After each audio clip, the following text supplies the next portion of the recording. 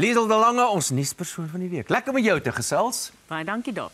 Luister, kom ons kyk nie gewoonlik na internasionale goeders nie, maar hier is nog 'n internasionale in die Midde-Oosterse spanning wat besig is om verder op te laai. En ek verwys nou spesifiek na Israel en die aanvalle in Gaza en ook die moontlikheid dat Israel miskien Iran kan aanval. Maar daar's twee dinge wat belangrik is. Die een is natuurlik die verhouding tussen Israel en die VSA en maar daar's baie goed wat belangrik is, maar dis een ding waarna kyk. En die ander een is die moontlikheid van Israel wat miskien vir Iran kan aanval en Amerika hou nie daarvan nie. Hoe sien jy daai prentjie?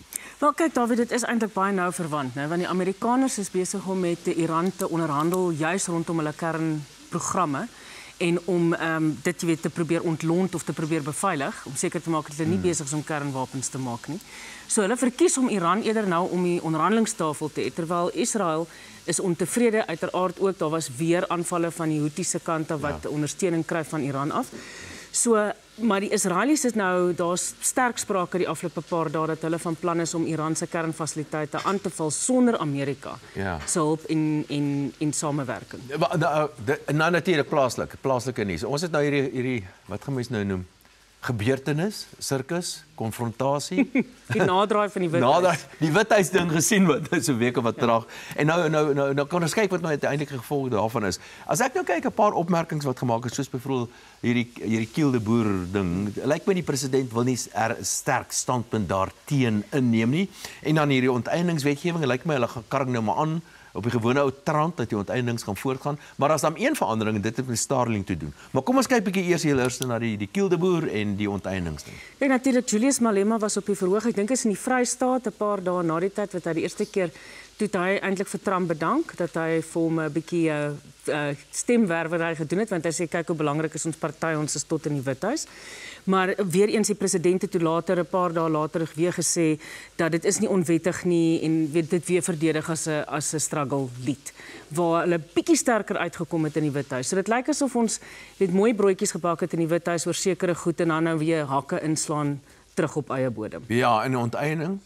En spesifiek onteiening ook die president daar was 'n paar gesprekke die afgelope week beide in die parlement wat hulle gepraat het oor bemagtiging en ook by 'n konferensie in Kaapstad wat hy eintlik ook maar laat blyk het ten spyte van versekerings dat die onteieningswet uitsluitlik gebruik sal word vir staatsgoedere soos byvoorbeeld om paaie te bou en so aan, dat dit tog ook iets soos bemagtiging of restituisie deel kan vorm daarvan. Die Starlink ding is vir my nogal baie interessant want onthou die wetgewing voorheen was dat jy met 'n sekere gedeelte met jy nou afstaande swart ekonomie 30% as ek dit nie mis het nie, afstaande swart ekonomiese bemagtiging.